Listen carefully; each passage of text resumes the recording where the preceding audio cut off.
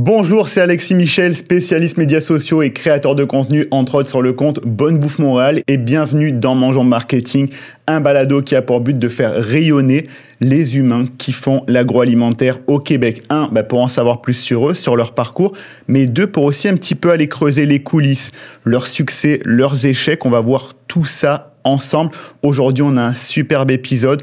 On va voir comment on part d'une simple idée, d'un voyage à une distillerie, la création d'une distillerie à partir de zéro. C'est un super bel épisode qui va vous être proposé. Mais avant de commencer, je tiens à remercier Origine qui produit et diffuse ce balado et La Grappe qui le commandite. Pour la petite info, qu'est-ce que c'est La Grappe ? C'est un collectif marketing spécialisé dans l'agroalimentaire. Donc si vous avez besoin de refaire votre image de marque, création de logo, création de site internet, gestion des médias sociaux, c'est clairement eux qui pourront vous aider. Et restez jusqu'à la fin parce qu'il y a une petite surprise par rapport à ça.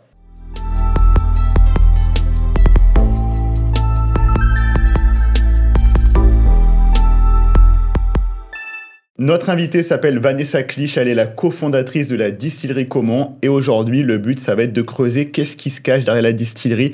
On va en savoir plus, elle va tout nous dire. Comment ça va Vanessa? Bienvenue. Merci, ça va bien toi? Très très bien, ça fait plaisir de te recevoir. Mais merci pour l'invitation. C'est avec plaisir, surtout que là on a une belle discussion, j'ai plein de belles questions à te poser. On va pas trop en dire, mais notamment même rien que de par le lancement, il y a déjà eu plein de défis, plein de choses. Mars 2020, on va en parler. Exact. On va en parler dans cet épisode, quand je l'ai préparé, j'ai vu ça. Mais donc la première question que je pose à tous les invités, comment on part dans quelle démarche on se dit je vais partir une distillerie? Parce que oui, il y en a de plus en plus au Québec, mais c'est pas anodin malgré tout. Effectivement, c'est pas un domaine hyper facile. Moi, j'ai parti la distillerie Caumont avec aujourd'hui mon mari. Ouais, félicitations. Donc, merci. Donc, c'est vraiment sur un coup de tête pour moi. Dans le fond, Sam et moi, on travaillait en hôtellerie. On est tous les deux diplômés de l'ITHQ. Lui en restauration, moi en tourisme. Donc, très différent. Mais les deux, on évoluait dans le domaine de l'hôtellerie. Lui était gérant des bars pour les hôtels Fairmont. Moi, j'étais directrice des ventes dans un hôtel au centre-ville de Montréal. Donc, on était en train de bâtir notre belle prison dorée, comme on dit toujours. Et mon chum Sam est arrivé un jour en me disant « Hey, on part une distillerie. » Je dis, wow, un instant, là. C'est quoi un alambic? Moi, je partais d'aussi loin. Oui, c'est ça que j'allais demander. Vous êtes, donc, parce que c'était ma prochaine question. Vous venez quand même, entre guillemets, vous naviguez dans l'industrie, toi plus tourisme, exact. Lui plus vraiment hôtellerie, restauration. Mais est-ce que vous naviguez déjà dans... Pas du tout. Donc, pas du tout. L'idée de Sam de partir une distillerie venait du fait qu'il suivait ses cours de sommellerie. Donc, il faisait son W7, 2, 3, je ne sais plus lequel. Puis, il parlait toujours de vin, mais jamais de spiritueux. Lui était vraiment curieux d'en apprendre plus. Fait qu'il s'est dit, pourquoi pas? Je suis tannée, j'ai le goût de me salir les mains. On part une distillerie. Là, je dis, non. C'est pas possible, ça se peut pas. Fait qu'à la place, on a décidé de tout abandonner. On est parti 5 mois en Europe. On a visité 40 distilleries à travers l'Europe pour aller voir c'est quoi ça, les distilleries, comment ça marche, c'est quoi les différents modèles de distilleries qui existent. Donc, c'est ça. On a eu la chance d'en visiter beaucoup, des grosses comme des tout petites, de voir beaucoup de modèles d'affaires. Puis c'est sûr que la législation est différente en Europe versus ici. Mais on se laissait pas abattre par tout ça. Donc, après être revenu d'Europe, 5 mois là-bas, c'était magnifique. On a vu des... C'est quoi les pays que vous avez visités? Oh mon Dieu, on en a fait énormément, mais on a commencé en Écosse, en Angleterre, on est allé en France, on est allé en Italie, jusqu'en Hongrie. Donc, on a vraiment parcouru beaucoup de choses. On voulait vraiment pouvoir voir les différents types d'alcool, autant les scotch que, tu sais, là-bas, c'est l'industrie par excellence, que d'aller en Normandie voir des tout petites distilleries. Donc, tu sais, on a vraiment été partout. C'était le projet de base, en tout cas. Le voyage, c'était vraiment un voyage exploratoire. Exact. Suite à cette idée-là. C'était pour voir, on se lance-tu là-dedans ou qu'est-ce qu'on valider fait? L'idée. Puis, c'est comme je disais, moi, un alambic, je sais pas c'est quoi. T'as appris pendant le voyage? J'ai appris. Ouais. Moi, le premier spiritueux, tu sais, je bois du vin dans la vie, mais je bois pas beaucoup de spiritueux. Ouais. J'en connais très peu. Puis le premier spiritueux que j'ai bu en Europe, c'est un Scotch Hartberg. C'est hyper tourbé. J'ai failli le recracher. C'était vraiment, là... je changeais de vie, moi. Donc, je voulais voir avant de mettre mes œufs dans le même panier si c'est ça qu'on voulait faire. Fait qu'on est parti là-bas, puis après notre 5 mois, quand on est revenu, par des amis en commun, on est rentré en contact avec des gens qui partaient une distillerie. Okay. Fait que moi, je suis quand même assez sécure dans la vie, fait que je suis retournée travailler. Mais Sam, lui, il a commencé à travailler là, puis aujourd'hui, cette distillerie-là est hyper connue, donc c'est la distillerie Norrois. Okay, ouais. Donc, il a parti la distillerie Norrois avec les propriétaires. Puis comme je dis toujours, tu sais, nous, on est revenus, il n'y avait pas d'argent, mais il y avait des connaissances. Puis Norrois avait besoin de quelqu'un qui avait des connaissances, puis il y avait l'argent. Fait que c'était un bon match. OK. Donc, en fait, c'est vraiment... Vous partiez... Le projet part vraiment de zéro dans la tête. Parce que moi, quand je l'ai préparé, je me demandais l'ordre, justement. Est-ce que quelqu'un avait de l'expérience? Mais en fait, d'abord, il y a eu une volonté, j'allais dire presque du jour au lendemain. On veut créer une distillerie, voyage. Puis après, aller se former avant de se lancer dans le grand bain. Exactement. Et toi, t'es retourné travailler dans le tourisme. Même pas dans le tourisme. Je suis partie en mode, mais ça n'a pas... OK. Non, mais c'est intéressant de comprendre le parcours aussi. C'est ça qui est beau exact. aussi. OK. Donc, moi, j'ai toujours travaillé en gestion jusqu'à temps que je m'en aille à temps plein dans la distillerie. Mais Sam, lui, a travaillé justement là. Donc, il a bâti la distillerie Norrois avec les propriétaires.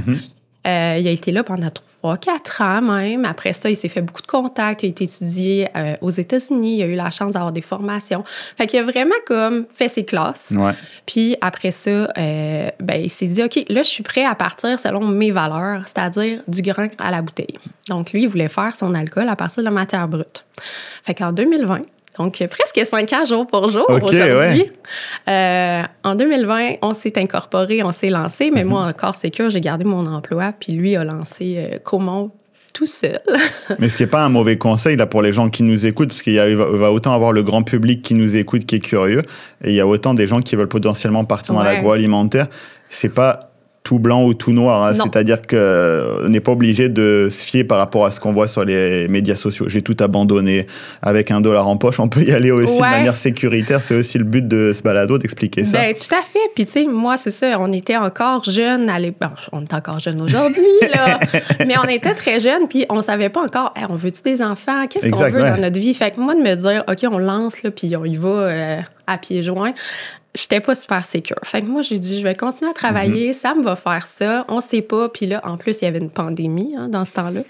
Donc, c'était très incertain, tout ça. Mars 2020, exactement. Donc, vraiment sûr. Oui, 20 mars 2020, nous, on a signé les papiers. On a pris un local. On s'est lancé. Moi, le 13 mars, mon employeur me retournait chez nous. Oui, c'est ça. Donc, pour contextualiser, là, pour les gens qui nous regardent et qui nous écoutent, on est vraiment dessus. On est en plein dedans. On a bien pris le début de la vraiment. pandémie. Okay. Donc, tu sais, c'est ça. On ne savait pas du tout dans quoi on s'embarquait. Puis c'est toujours le petit coup de pied de « OK, je me lance le plus dur ». Fait qu'une fois que tu es dedans, tu peux pas... faut que tu le fasses. Oui, tu es dans l'opérationnel. Et donc...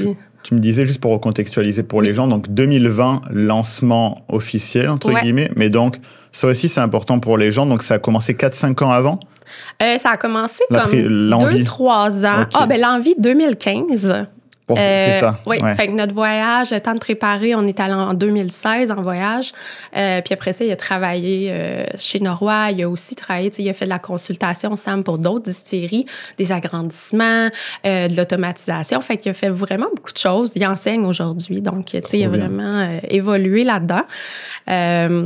Puis c'est ça, nous, on s'est lancé tranquillement. C'est-à-dire qu'on a vu la pandémie arriver, on s'est dit, qu'est-ce qui va arriver? Tu sais, c'était tellement l'inconnu pour nous, la pandémie. En mars 2020, particulièrement. Fait qu'on a fait un petit peu aller nos contacts, puis on s'est rendu compte qu'à la Pocatière, il y avait le CDBQ qui voulait partir, qui s'était tout équipé pour une distillerie, puis qui voulait faire le démarrage de leur distillerie, mais ils connaissaient plus ou moins. Ils connaissaient Sam parce qu'il avait donné des cours, si je me trompe pas. Donc, on a fait comme un échange. Fait qu'on est allé démarrer leur distillerie là-bas en échange de pouvoir produire notre premier lot chez eux. Fait que pendant que la distillerie est en construction, nous, on préparait notre premier envoi à la SAQ. Tellement malin pour déjà commencer à tester le marché. Tester le marché, avoir des ventes. Récupérer du cash flow. Exactement. Puis on sait pas, nous, on s'est dit, OK, mais la construction, il va y avoir des délais infinis à cause de cette pandémie-là et tout ça. Fait qu'on voulait un peu se backer, entre guillemets. Là. Donc, c'est pour ça qu'on est allé démarrer au CDBQ. Donc, les lots numéro 1 de nos 2 premiers produits ont été faits à la Pocatière et non pas à Bedford. Mais c'est super intéressant. C'est pour ça que je posais la question de quand est-ce que ça a commencé et tout ça, parce que pareil, c'est aussi le but de ce balado, de vraiment donner les coulisses de qu'est-ce qui se passe derrière. C'est pas le 12 mars, tu as une idée, le 13 mars, tu as parti le truc. Vous avez vraiment fait les choses bien. Il y a 5 ans, il y a une idée folle qui surgit, mais malgré tout, on pense à cette idée. Là, c'est vrai que vous avez été, sur le papier, là, les très bons élèves de je me forme, j'apprends, je développe une expertise, je fais mon nom dans une industrie. Toi, tu gardes une job sur le côté pour sécuriser quand même. Il faut payer ses factures en bout de ligne. On n'est pas dans le monde des bisounours, c'est la réalité. Des adultes avec des responsabilités. C'est ça, il y a des choses qui se passent dans tout ça. C'est pas, il n'y a pas d'argent magique aussi, il faut être capable de... Non, puis on vient pas de famille plein de love money, là, donc très bon point. Fallait se faire nous-mêmes, là, fallait créer tout ce qu'on allait vouloir faire dans le futur, donc... Hyper intéressant, petit contexte pour ceux qui savent pas ce que c'est de la love money, c'est l'argent, on va dire, qui vient des proches, c'est-à-dire qu'on va partir à une entreprise et on va recevoir... c'est souvent assimilé à des grandes sommes parce que c'est des familles qui ont des moyens. Tu commences avec un 100 000, un 200 000. Et ça, c'est vrai que ça se démocratise de plus en plus. Mais il y a plein de grosses entreprises qui, sur le papier, sont parties de zéro, mais qui ont commencé avec de la love money. Ouais. On va juste prendre l'exemple d'Amazon, qui n'a pas tellement commencé dans son garage avec un truc. Il a commencé avec 100 ou 200 000 de love money. Facebook aussi. Donc, c'est un terme qui est qu'on entend de plus en plus, donc c'est pour ça que je l'explique pour les gens qui ne le connaissent pas. Mais donc vous partiez de zéro. Comme tu dis, par contre, vous avez travaillé fort à développer les connaissances et l'expertise de... Bien, c'est ça, puis c'était un peu ça notre force sur quoi on a basé. Aussi, tu veux pas, fallait aller chercher du financement. Du financement en pandémie, quand le financement a été redirigé à faire survivre les entreprises et non pas à créer des nouvelles. Nous, au début, on se faisait recevoir d'un banque, puis... non, on va sauver les entreprises qui existent, tu sais. Fait qu'on a quand même eu la chance de tomber sur une région, si je peux dire, à Bromissisquoi, le centre local de développement est tellement proactif. Fait qu'ils ont fait un peu comme au Dragon avec nous. Ils ont assis des banquiers autour d'une table, puis on a fait notre pitch. Trop bien. Ouais. Fait qu'on a quand même été vraiment chanceux. On a eu la chance de tomber sur une équipe de banquiers qui croyaient en nous. Donc, c'est pour ça qu'on a réussi à voir le jour. Puis après ça, il y a toute la question de permis, licence. C'est quand même très réglementé, l'alcool au Québec, Canada. Ça, c'est une de mes questions que je vais poser par la suite. Mais avant, la première question qui me vient en tête, c'est concrètement, une fois que tu te dis que tu t'incorpores, tu pars, tu fais quoi au jour 1 quand tu fais une distillerie? Qu'est-ce qui se passe? Au jour 1, je pense que... c'est sûr que Sam et moi, on avait une vision très... OK, qu'est-ce qui est important? On est de la génération où le marketing, c'est une grosse chose, puis on en est conscient. Fait que nous, jour 1, on savait déjà qu'il fallait créer une brand, une marque qui allait avoir de l'impact, qui allait être reconnue. Fait que jour 1, moi, ce que j'ai fait, c'est que j'ai commencé à contacter des agences marketing. OK. Donc, c'est vraiment ça qu'on a fait. Fait que j'ai commencé à passer des agences en entrevue. Oui, bien sûr. Magasiner son agence. Exactement. Pour voir qui allait avoir un bon lien avec nous. Puis, nous, on dit toujours que Caumont, c'est une famille. Caumont, c'est un nom de famille qu'on a inventé. C'est pas une famille qui existe, mais pour nous, tous nos partenaires, c'est toujours des gens avec qui on est capable de collaborer comme si c'était la famille. En vrai, je trouve, ça engage que moi aussi, mais je trouve aussi que c'est super important qu'il y ait une vraie relation humaine, parce que des fois, oui, il y a peut-être une personne qui va être, entre guillemets, sur le papier plus technique, mais s'il n'y a pas une bonne relation, que tu n'es pas à l'aise, tu ne vas pas sortir ce que tu veux sortir. Non, exact. Nous, on dit toujours qu'on est une distillerie à échelle humaine, puis l'humain est super important. Fait que c'était normal pour nous de commencer à passer des entrevues pour... C'est quand même eux qui allaient créer toute l'essence de la marque. C'est pas rien, c'est votre bébé, malgré tout, c'est votre projet entrepreneurial, une distillerie. En plus, en mars 2020, comme en plus une distillerie, c'est pas anodin, comme tu l'as dit, ça demande beaucoup de financement. Il faut rassurer aussi plusieurs investisseurs. Donc, tu confies quand même une grosse partie de ton projet-là à quelqu'un qui va façonner un petit peu, au moins au début, visuellement. Est-ce qu'au début, vous êtes concentré, vous cherchiez déjà, j'imagine, les premières étiquettes, l'image de marque? C'était l'étape 1. Oui, c'était vraiment ça, moi, mon étape 1, là, quand j'ai commencé. Puis c'était difficile parce que, nous, on avait une vision de ce qu'on voulait. On avait un nom en tête, on avait tout. Puis quand on est arrivé, ils nous ont dit non, ça ne marchera pas. Fait que là, c'est comme un deuil un peu de se dire, OK. Fait que là, moi, l'idée que je me fais depuis 4 ans de ma petite distillerie, nous, on dit toujours qu'on est artisanal, même si on n'a pas un permis artisanal. Là, la distinction artisanale et industrielle au Québec est un peu... C'est quoi la différence? Là, tu as éveillé ma curiosité, là, par exemple. Ben, dans le fond, pour être artisanal au Québec, il faut détenir ses terres et utiliser sa propre matière première qu'on fait pousser. À ce point-là, OK. C'est la seule différence. C'est pas la quantité, c'est pas qu'est-ce qu'on fait, c'est vraiment d'être propriétaire de ses terres. OK, d'accord. Donc, nous, comme on achète notre matière première, on est automatiquement industriel. Même si on fait des très petites quantités puis que nous, on trouve qu'on fait des produits un peu plus nichés, si je peux dire. Là, on fait de la tequila au Québec. Là. C'est un peu... on est un peu bizarre, là. Moi, je le sais, mais est-ce que pourquoi vous êtes parti aussi, justement, déjà sur les tequilas et tout ça? Il y a un petit background de tout ça? Oui, bien, quand Sam était jeune, il a habité au Mexique. Donc, quand il avait 9 ans, sa mère a décidé qu'elle voulait que ses gars, ils parlent espagnol. Elle a pris ses 3 gars, puis elle est partie au Mexique avec eux, puis elle les a mis à l'école publique. Donc, tu sais, Sam, pour lui, le Mexique, il y a un petit Mexicain qui sommeille au fond de lui. Moi, je dis toujours ça. Ouais, mais c'est ça, c'est intéressant parce que ça crée une unicité. Et de toute façon, tu sais, ce que tu disais, comment, il y a plein de distilleries au Québec, mais ce qui est intéressant, c'est de voir chaque fois l'identité de chacune d'entre elles. Et donc, il y a ce côté-là qu'on retrouve, tu sais, on part sur une tequila, d'où ça vient. Ça permet de comprendre. Et au-delà de ça, j'ai vu un truc hyper intéressant, que vous étiez beaucoup dans l'économie circulaire et que vous étiez capable de créer de l'alcool à partir de tartes du Saint-Hubert. Ça a piqué ma curiosité. J'ai vu des légumes aussi congelés, Arctic Gardens. Ça, moi, j'avoue qu'il ne comprend rien. Qu'est-ce qui se passe? À quel moment on passe d'une tarte? Mais ça fait longtemps que, tu sais, on en parlait. Ça a été un long processus de développement. Puis, tu sais, c'est un peu, excusez-moi les termes, mais c'est un peu fucké comme idée, là. Tu sais, mais on était à l'épicerie un jour, puis Sam puis moi, on est passé à côté du rayon où il y a tous les gâteaux de fête, là, plein de crémage, bien coloré. Puis il dit, ça se peut pas que tout ça soit vendu. C'est impossible. C'est sûr qu'il y a du gaspillage. Fait qu'il dit, moi, j'ai le goût qu'on élimine le gaspillage alimentaire, puis qu'élimine, on est loin du compte, non, c'est clair. Mais qu'on fasse notre part. Fait qu'on a acheté un gâteau, puis il a essayé de le faire fermenter. Puis ça a marché, tu sais. Mais comment, dans les faits, dans les grandes lignes, là, je pense que les gens qui nous regardent, ils se disent, mais OK, est-ce que je vais faire de l'alcool chez moi en laissant... Mais vous pouvez pas, c'est illégal. Oui, donc bien faites sûr. Pas d'alcool chez vous. C'est clair, ça. C'est très important de le rappeler quand même. Mais en fait, l'alcool, c'est toute source de sucre qui peut devenir de l'alcool. Okay, donc, tout le monde est capable de faire de l'alcool. Là.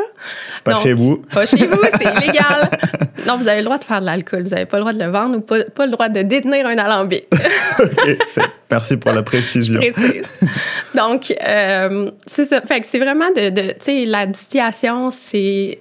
en fait, l'alcool, là, c'est les sucres fermentibles qui fermentent. Donc, les levures mangent le sucre, devient de l'alcool. Donc, n'importe quoi sucré peut devenir de l'alcool. En gros, là, je fais vraiment un raccourci, résumé. Mais c'est ça qui est intéressant. Mais est-ce qu'à la fois, c'est vraiment... parce que là, j'ai mis le focus et que je me suis renseigné que vous faites ça ou c'est une norme dans l'industrie de... Non, c'est une spécificité. En fait, nous, quand on a sorti notre vodka carboneutre, c'était la première en Amérique du Nord, certifiée carboneutre, bien sûr. Là, il y a plein d'autres initiatives éco-responsables, mais c'était la première certifiée carboneutre. C'est ça, tu sais, ça marchait. Est-ce que les rendements étaient là? Est-ce que c'était intéressant au niveau business de faire ça? Pas du tout. C'était pas payant. Fait qu'on s'est dit, OK, comment ça on peut le faire pour, distribuer en SAQ? C'est quand même un gros marché. Que ça soit intéressant pour la SAQ d'avoir un produit comme ça. Puis, tu sais, je veux dire, on se bat contre des Smirnoff à 25 $. Ouais, c'est clair. Fait que qui va acheter ma vodka carboneutre à 46? Tu sais, il faut quand même qu'il y ait des voyons, j'ai juste des termes en anglais. Des perks de l'acheter. Ouais, faut exact. qu'il y ait des bénéfices. différenciants. Exactement. Fait qu'on s'est dit, bon, si on veut que ça soit carboneutre, on peut pas commencer à passer d'épicerie en épicerie avec notre voiture. Ça marchera pas, tu sais. Fait qu'on a commencé à écrire à des grosses entreprises québécoises parce qu'on voit qu'il y a énormément de gaspillage alimentaire, mais il y en a encore plus qu'on pense, tu sais. Bien oui, c'est clair. Si tout le monde savait, ce serait catastrophique. C'est l'enfer, pour vrai. Fait qu'on s'est mis à écrire à des grosses entreprises en disant qui on est, nous, Caumont, pour demander à Saint-Hubert d'embarquer dans notre projet de fou, tu sais. Puis pourtant, c'est Saint-Hubert les premiers qui ont embarqué. Pour nous, c'était une si grosse compagnie, Saint-Hubert, mais au final, c'est une compagnie qui a encore les valeurs familiales comme nous, on a chez Caumont, tu sais. Fait qu'on a tout de suite connecté avec l'équipe de Saint-Hubert. Fait que eux, ils nous donnent leurs déchets, puis nous, on les transforme en vodka. C'est incroyable de l'entendre comme ça, ça part d'une tarte. Ouais. Puis on a la chance d'avoir l'usine Arctic Garden dans le village à Bedford. Donc, on a aussi Arctic Garden qui est embarqué dans le projet avec tous les légumes qui sont brûlés par le froid. Ouais. Donc, ils ne peuvent pas aller dans votre petit sachet là, que vous achetez à l'épicerie. Nous, on récupère ça aussi. Puis on fermente tout de manière séparée. Fait que si on reçoit de la tarte au sucre une fois, ben on fermente la tarte au sucre. Si on reçoit des carottes, on fermente les carottes. Puis après ça, on fait ce qu'on appelle un blend, là, nous, un mélange. Donc, on mélange tout ça pour s'assurer de la standardisation parce que c'est en SAQ. Donc, de batch en batch, il faut que ça goûte la même chose. Ouais. Donc, ça a été un long travail de développement, d'avoir des rendements intéressants aussi. Fait qu'on a travaillé avec le CDBQ, encore une fois, qui ont une belle expertise là-dedans. Puis on a eu la chance d'avoir des belles subventions aussi éco-leader, là, donc du gouvernement. C'est trop bien. Là, je pense que les gens ne se réalisent pas. Il y a peut-être qui écoutent, qui regardent, qui disent « OK, donc je ne savais même pas que c'était possible de partir de ça. » Et déjà, il y a un truc que tu as dit qui est hyper intéressant. Si vous vous lancez, n'hésitez jamais à oser écrire un courriel, contacter, parce qu'à des moments, vous allez être vraiment surpris que quelque chose qui vous paraît inatteignable, ça c'est un bon conseil qu'on peut donner là, aux gens qui nous écoutent. Là, Saint-Hubert, c'est vrai que c'est un monument dans la province, dans l'agroalimentaire, dans la restauration. Et ils ont embarqué Arctic Garden, c'est énormissime aussi.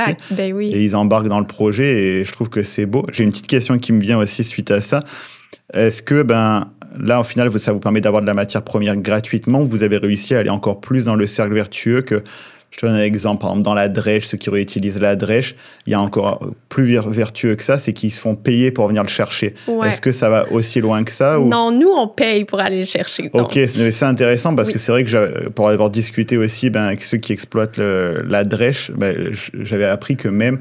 T'étais payé, tu pouvais être payé pour parce que c'est du. Sinon, il faut qu'eux payent pour s'en débarrasser. Donc, effectivement, tant qu'à payer, c'est bien que ça ait une deuxième vie. Non, nous, malheureusement, je veux dire, merci Saint-Hubert. Ouais, on est clair, super contents. C'est incroyable, mais c'est intéressant à savoir. Nous, ce qu'on paye, c'est vraiment juste le transport pour aller chercher la fameuse tonne de tarte au sucre. Non, mais c'est bon à expliquer parce qu'effectivement, ça prend de la logistique malgré tout dans tout ça. Parce que exactement. On ne revient pas avec 2 tartes, j'imagine. Non, ça vient par tonne. C'est ça. Donc, nous, dans une batch de vodka, il y a quand même 4 tonnes qu'on sauve des sites d'enfouissement. C'est énormissime. C'est... À l'année, ça représente quoi? Ça dépend. Là, c'est sûr qu'au Québec, on n'est pas les plus grands buveurs de vodka. Donc, j'encourage fortement de boire de la bonne vodka éco-responsable. Mais je pense que cette année, on doit être rendu à peu près à 12 tonnes. C'est énorme quand même. Donc, quand même. Oui, c'est ça. Tu sais, des fois, quand on réalise que juste on va jeter un item de son frigo et ça va nous paraître énorme.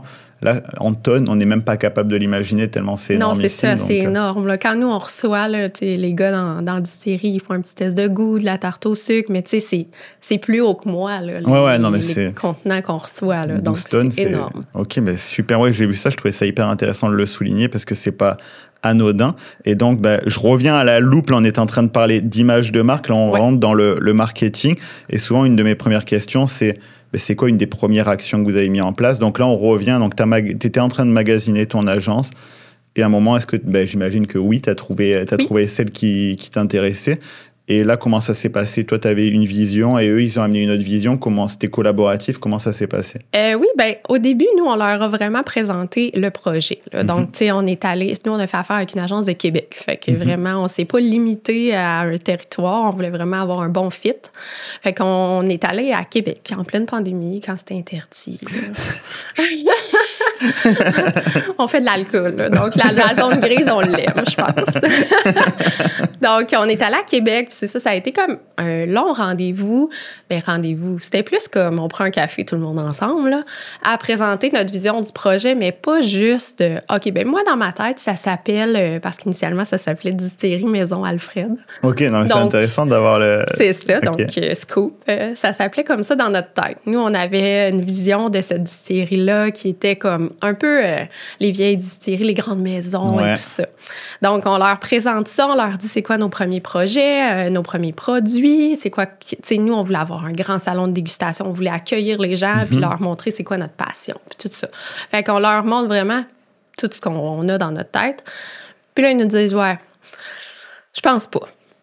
Fait que là, c'était comme un deuil sur le coup. Puis là, on est comme, OK, on fait confiance aux professionnels. Eux sont partis de leur côté, puis là, les délais dans ma tête, c'est un peu loin, là, mais ça m'a paru quand même long, mais je pense pas que ça a été long. Ils nous ont revenu avec une image, avec vraiment, là, OK, nous, on a cette idée-là que ça puisse s'appeler comme ça. Mm-hmm. Puis là, leur première proposition, ça s'appelait du canton. Et là, moi, j'étais là, non, c'est pas possible.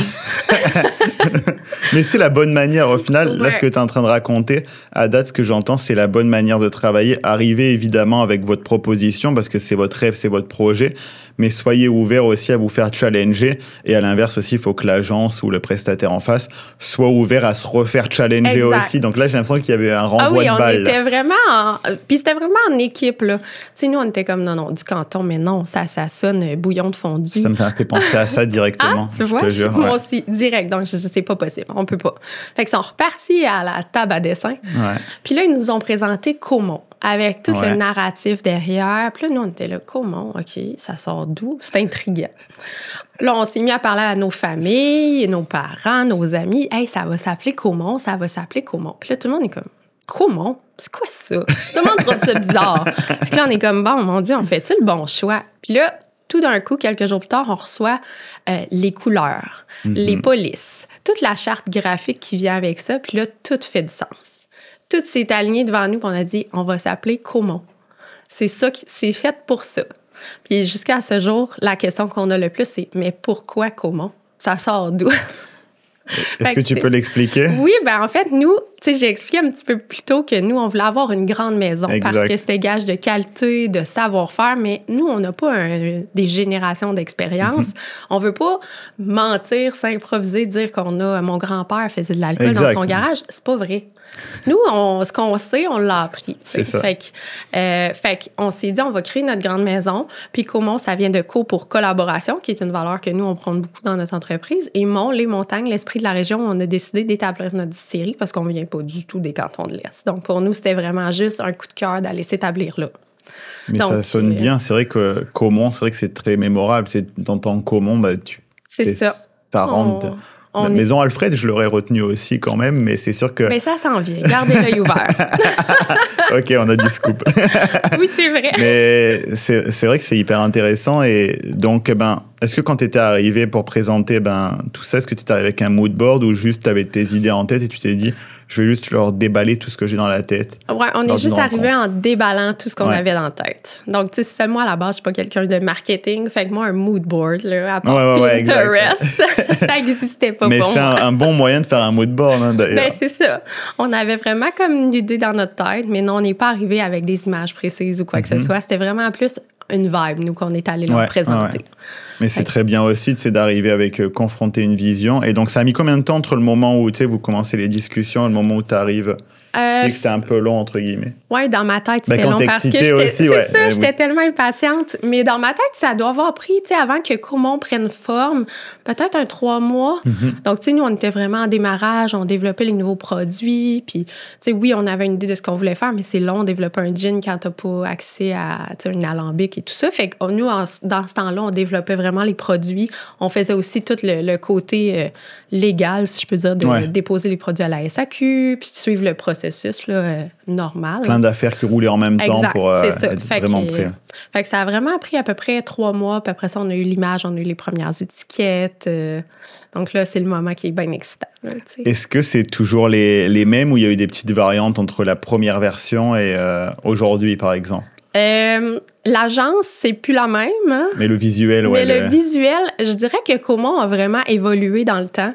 Fait que oui, tu sais, à force de sortir des produits, on s'est un peu diversifié. On a toujours notre gamme classique qu'elle n'a pas changé depuis le début, qui, nous, on l'appelle la gamme classique à l'interne parce que c'est les produits que tout le monde devrait avoir dans son bar. Tu sais, un gin and vodka, un rhum, un whisky, potentiellement. Donc, c'est vraiment les alcools de base. Après ça, on a créé la gamme aromatisée, un peu plus funky, avec des illustrations. Puis là, c'est là qu'on a fait le gin à la framboise noire. C'est là qu'on a fait la tequila spiritueux d'agave, spiritueux d'agave à la noix de coco. Puis, on a aussi une gamme que nous, on appelle aussi à l'interne la gamme terroir, qui est là un petit peu plus... elle a une image peut-être un peu plus vintage. Là, on travaille avec des producteurs locaux. Donc, c'est nos liqueurs. On fait le spiritueux d'agave café qui est en SAQ, mais on a aussi des produits qui sont exclusifs à la distillerie. On a une belle petite liqueur de griotte avec un producteur local. Donc, voilà. C'est vraiment les 3 gammes. Fait que oui, ça a évolué dans le temps. Puis, tu sais, je parle des spiritueux, mais c'est sûr que d'un autre côté, complètement différent de la gamme de prêt-à-boire, où là, c'est beaucoup plus coloré, c'est vraiment un autre marché. Donc, là, ça change complètement. Trop bien. Et donc, à partir du moment où tu as eu les étiquettes, tu as eu l'image de marque, c'est quoi les premières actions marketing que vous avez mis en place concrètement pour générer des ventes, pour vous faire connaître? C'est quoi, vers quoi vous êtes parti naturellement? Toujours avec une agence ou vous de votre côté? Non, on a travaillé beaucoup à l'interne. Donc, tu sais, je dis toujours que je suis pas quelqu'un de marketing, mais je m'en suis occupée. Tu as l'air d'être quelqu'un de marketing quand même. Je pense que tu as quand même ce goût-là et l'attrait pour le marketing. J'adore ça. Donc, mais je sais dire c'est quoi mes forces et je sais m'entourer quand c'est mes faiblesses. Donc, parfait, je pense que c'est une bonne qualité pour les entrepreneurs. Clairement, oui. À l'écoute, là, savoir c'est quoi ses forces. Donc, première étape, ça a été de se créer des réseaux sociaux. Nous, on marche beaucoup avec les réseaux sociaux, donc création Instagram, Facebook. On est nouvellement sur TikTok. Yes! Oui, on arrive. Mais c'est ça, initialement, ça a été Instagram, Facebook. Nous, nos premiers produits sont sortis en SAQ le 23 décembre 2020. Donc, quand même intéressant pour vous, pour au moins... Essayer d'avoir un petit peu de vente dans le temps des fêtes. Un peu tardif quand même. C'est ça. C'était un peu trop tard, mais au moins on est sorti. Donc, c'est ça la clé. Il faut que ça sorte. Exact, c'est ça. C'est notre seul point de vente autorisé. Donc, on n'a pas le choix d'être en SAQ. Donc, c'est ça, peut-être un mois et demi avant, autour du 15 novembre, on a fait l'annonce officielle de la distillerie, de notre premier produit. Sur Facebook, Insta. Facebook, Insta, les deux en même temps. Puis nous, on avait 2 produits qui sortaient en même temps. Donc, tu sais, ça faisait beaucoup d'annonces aussi d'un coup. Là, comment on arrive, on est qui, qu'est-ce qu'on fait. Ah, by the way, on sort un spiritueux d'agave puis un gin. Fait que ça faisait beaucoup d'annonces d'un seul coup, mais ça a été vraiment ça nos premières étapes. Là. Et c'est toi qui faisais les visuels? Non, à ce moment-là, on était encore avec l'agence qui avait fait quelques petits templates, j'imagine, pour partir. Qui avait fait une petite vidéo, puis tout ça. Là, on a vraiment fait le lancement avec l'agence. On a travaillé avec eux quand même longtemps. Là. C'est par la suite que quand là, on est devenu un petit peu plus autonome que là, on s'est dit, OK, on est capable, ou on a envie du moins de le faire. Exactement. OK, donc Facebook, Insta, en organique seulement au début, vous êtes direct parti? Seulement. Okay. Ouais, moi, j'avais aucune idée de l'impact que ça pouvait avoir, faire de la publicité numérique. Donc, non, vraiment organique à 100%. OK. Ben moi, tu sais, ma spécialité, je suis spécialiste médias sociaux, mais moi, mon bord, c'est vraiment l'organique. Donc, tu mets de l'eau à mon moulin et dans tous les cas, c'est pas contre-intuitif de se dire on peut atteindre des résultats exceptionnels. Avec l'organique, je le fais au quotidien. Par contre, c'est vrai que souvent, on se dit on oppose les deux, mais les deux vont être complémentaires. Mais justement, ce qui est intéressant, c'est que vous avez commencé par là et souvent, les médias sociaux, moi, ça me fait toujours plaisir quand tu me dis ça parce que c'est vrai que c'est un des meilleurs leviers. Comme je dis souvent, il y en a qui disent oui, mais les médias sociaux aussi, ça. La réalité, c'est que même pour une petite structure, quand tu pars, c'est là où tu peux aller chercher aussi un des plus gros leviers parce que quand même, le coût d'entrée est soit entre guillemets gratuit si tu le fais ou avec ton temps ou même si c'est via une agence, c'est beaucoup moins conséquent que si tu commences avec une pub à la télé. On a toujours l'impression que je déteste les médias traditionnels quand je parle, mais c'est vrai que les médias sociaux, c'est vraiment un petit peu l'accès à tout le monde et malgré tout, on peut aller chercher du levier et se développer. Donc ça a été uniquement les médias sociaux au début, c'est ça? Ouais. On a vraiment fait ça. On n'a pas fait de campagne PR. On n'a pas envoyé de communiqué de presse aux médias ou quoi que ce soit. Donc, on a vraiment commencé comme ça. Notre première vraie action PR, puis dans ce temps-là, je savais presque pas que ça s'appelait comme ça, là, c'est quand on a lancé le Paloma. Donc, un petit peu plus tard, autour du mois de mars 2021. Okay. Donc, ça a été vraiment là où là, on s'est dit, OK, il y a des influenceurs. On va écrire aux influenceurs. Ah, OK. Non seulement PR, mais aussi marketing d'influence. Ouais, exactement. Fait que ça a été la première fois. Puis là, tu sais, moi, je connaissais rien. Je travaillais quand même à ce moment-là encore pour une compagnie de vêtements avec une belle équipe et tout. Fait que j'allais voir le directeur marketing. Puis je suis comme, hey, qu'est-ce que t'en penses? Je lui demandais des conseils, tu sais, mais on s'occupait vraiment de tout à l'interne. OK. Donc, avec les moyens du bord, comme on dit.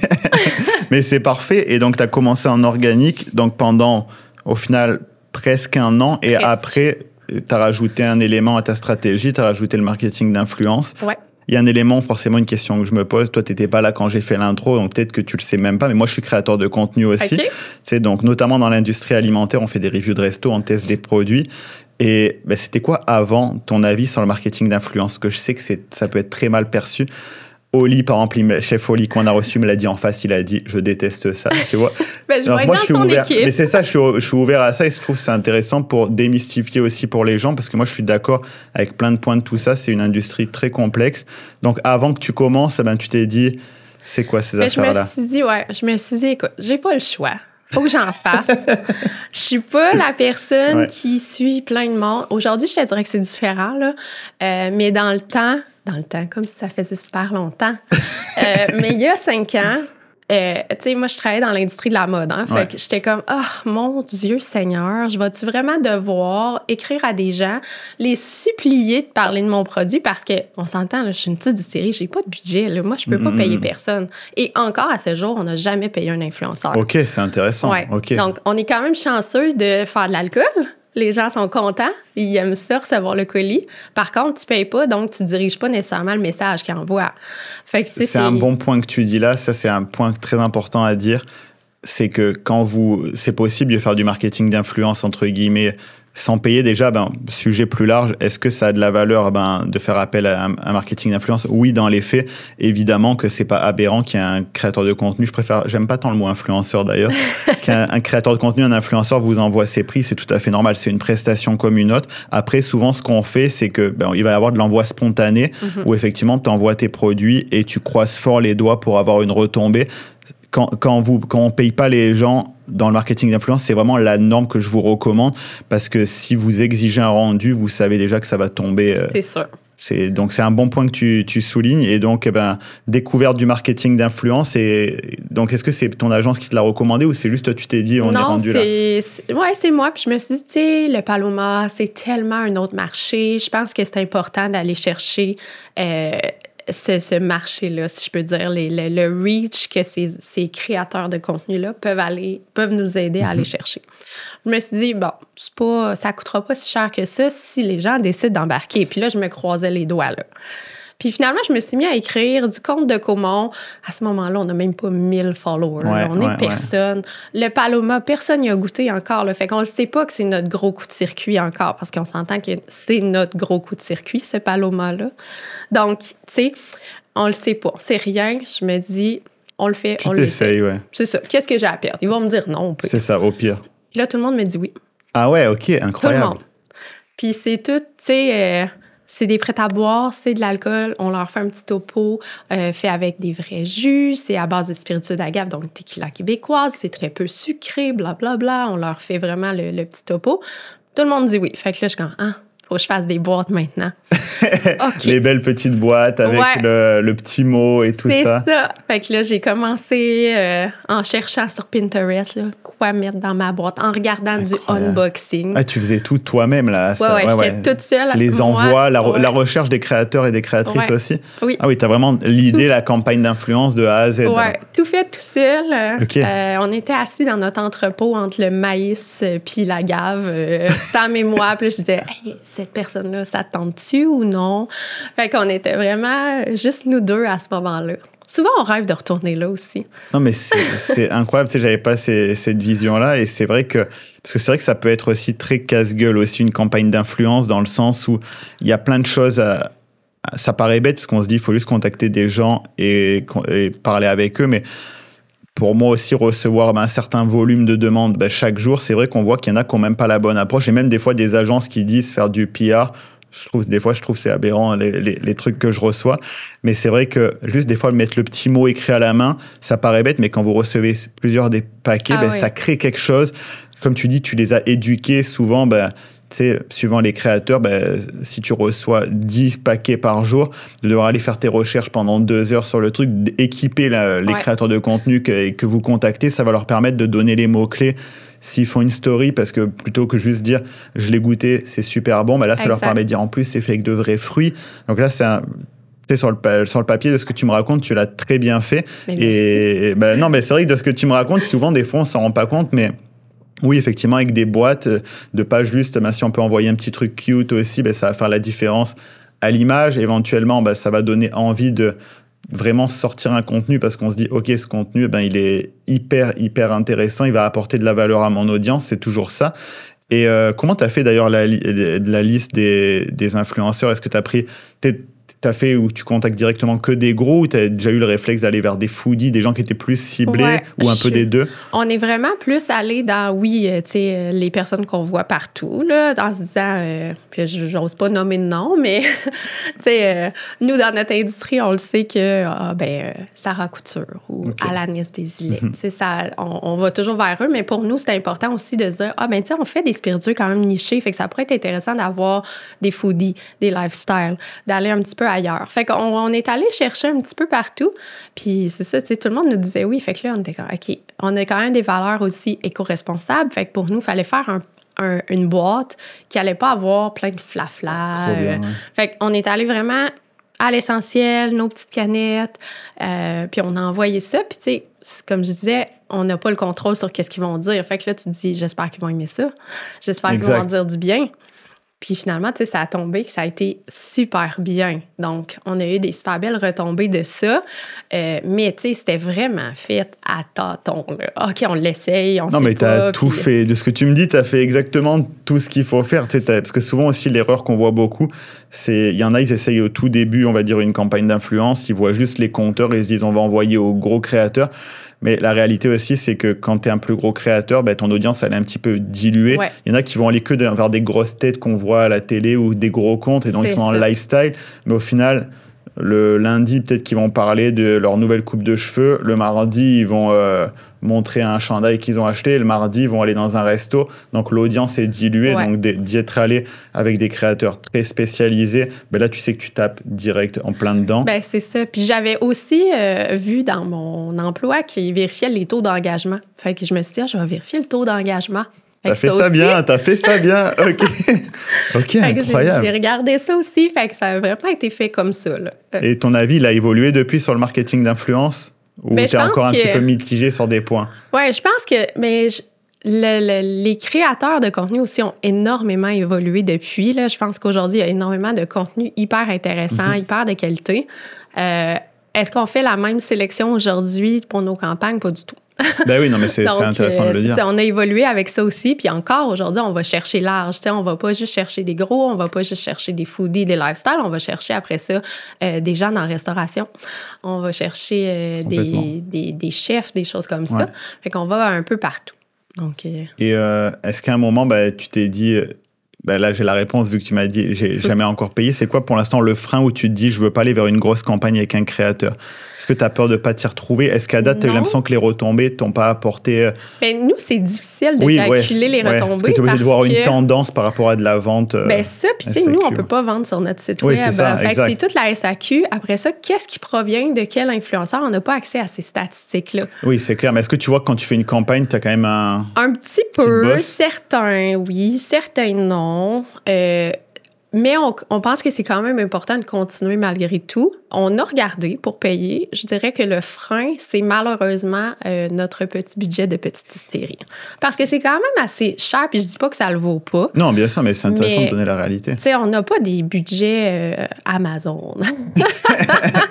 Donc, tu sais, il faut quand même diviser ça en, OK, j'ai 3 nouveaux produits cette année, fait que j'ai du développement de produits qui viennent avec une campagne, fait qu'il faut tout prendre...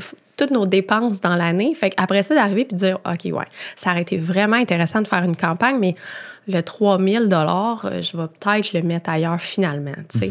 Fait que c'est vraiment une question de budget à ce point-ci. Pourquoi on ne l'a pas fait encore? Parce qu'on a certains créateurs de contenu que ça pourrait être intéressant de le faire. Oui, tu le ressens, tu le vois à des moments aussi de... C'est ça. Puis, tu sais, on le voit aussi qu'il y en a là, qui aiment profondément ce qu'on fait, qui aiment la marque, puis qui en parlent parce qu'ils aiment ça, fondamentalement. Pas parce que, je l'ai reçu, fait qu'il faut que j'en parle, c'est clair. T'sais. Fait qu'il y en a qu'on le voit, là, tu sais, ils ont Caumont sur le cœur. Mais ça, c'est un très bon point que tu dis aussi au moment de la sélection des créateurs, créatrices de contenu. N'allez pas juste chercher un compteur, allez chercher quelqu'un que vous sentez que ça correspond à ce que vous proposez. Et ça va faire toute la différence. Et ça va tisser aussi des vrais liens sur le long terme qui, à des moments, vont dépasser le côté collaboration. À des moments, ça va juste faire plaisir. Bon, ok, il y a telle personne qui fait un apéro, elle va taguer comment, c'est spontanément. Ah oui, ils nous écrivent, nous, sur nos réseaux sociaux. Ah, ça a l'air trop bon. Pas exact. Pour avoir des produits, là, juste parce c'est un lien, on reste des humains. Exact. Après, tu tisses un lien, donc ça, c'est hyper intéressant. Tu m'as fait un petit peu une transition vers ça, donc c'est quoi maintenant, aujourd'hui, la suite de la stratégie marketing, les différents leviers? Tu m'as dit que ça a commencé médias sociaux organiques. Après, tu es allé vers l'influence. Ouais. Et aujourd'hui, c'est quoi l'écosystème de aujourd'hui, on est encore beaucoup là-dedans. Donc, nous, on mise encore énormément réseaux sociaux, campagne d'influence, campagne PR auprès des médias quand on a des nouveautés ou quand on veut juste repousser un produit. Puis, on a ajouté la publicité numérique. Donc, on fait un petit peu. Je dirais pas qu'on en fait énormément. On a des petits budgets. Sur Facebook, Insta. On est plus Insta, nous, que Facebook. On voit qu'il y a un petit peu plus de reach à ce niveau-là. Probablement parce que notre clientèle est un peu plus d'âge Instagram que Facebook. Hyper intéressant. Parce qu'on le voit que Facebook, c'est un petit peu plus vieux. Mais c'est vraiment ça qu'on fait. Après ça, c'est sûr qu'on fait tout le volet événements. Là. Donc, on fait des festivals, des salons, des choses comme ça. Des partenariats, on va dire. Des partenariats entre guillemets. Avec des festivals, des choses comme ça durant l'été. Donc, on n'est pas nécessairement nous là, mais nos produits sont là, sont visibles. Donc, ça se résume pas mal à ça, notre marketing. Un peu d'email marketing? Très peu. Okay. Très peu. On est personne dans l'équipe, on est très fan de ça. Donc, on s'est dit, harcelons pas les gens. Allons-y doucement. Fait qu'on fait un petit peu d'email marketing, mais tu sais, 4 par année. Ouais. Vraiment très, pour très peu. Les gros moments forts. Exactement. Un par saison que nous, on se dit, pour juste rester un petit peu top of mind. Puis, mais on n'est pas agressif là-dedans. OK, hyper intéressant. Donc, organique, Facebook, Insta. Après, il y a eu du marketing d'influence. Après, maintenant, un petit peu de publicité. C'est quoi, on va dire, l'objectif? C'est d'aller visiter le site Internet ou c'est vraiment de la conversion sur... Ouais, là, on est comme en transition parce que depuis peu, on a lancé notre gamme sans alcool qui nous permet de vendre sur notre site web. C'est clair, ouais. Donc, du trafic. C'est ça. Là, on est en transition. Avant, c'était beaucoup notoriété ou si on avait des événements, on voulait faire attirer les gens chez nous. Là, c'est beaucoup d'aller sur notre site web, découvrir notre gamme. Bien qu'on puisse pas livrer les spiritueux, on peut les vendre en ligne pour retrait sur place. Donc, tu sais, on se dit, peut-être qu'ils vont être attirés par le sans-alcool puis finir par acheter un rhum. Bon point. Ben oui, donc, tu sais, on essaye un petit peu d'attirer les gens sur notre site web actuellement. Là. Donc, c'est une transition. C'est nouveau pour nous de pouvoir vendre n'importe où. Là, donc, on est en ajustement. OK, c'est super intéressant parce que, tu sais, comme je te disais en off, on a aussi reçu Distillerie Trois Lacs. Ouais. Et lui, à l'inverse, il me disait, nous, c'est Facebook qui cartonne. J'avais été surpris, même moi, je me suis dit, mais mon Dieu, moi aussi. Tu vois, il a dit non, nous, c'est vraiment notre force de frappe, c'est Facebook sur les médias sociaux.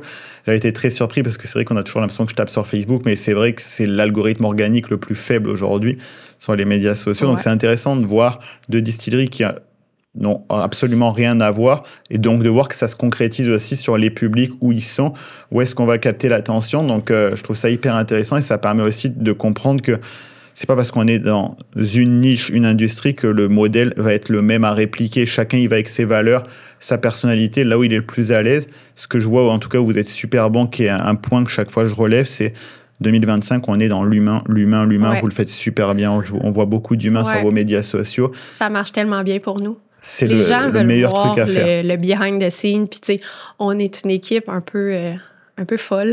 Donc, on monte un peu notre quotidien. On sent le fun. C'est forcément pour préparer cette entrevue, cet épisode, j'ai regardé ça et à la fin, je me suis dit, j'ai un sentiment très positif vis-à-vis de Distillerie Caumont.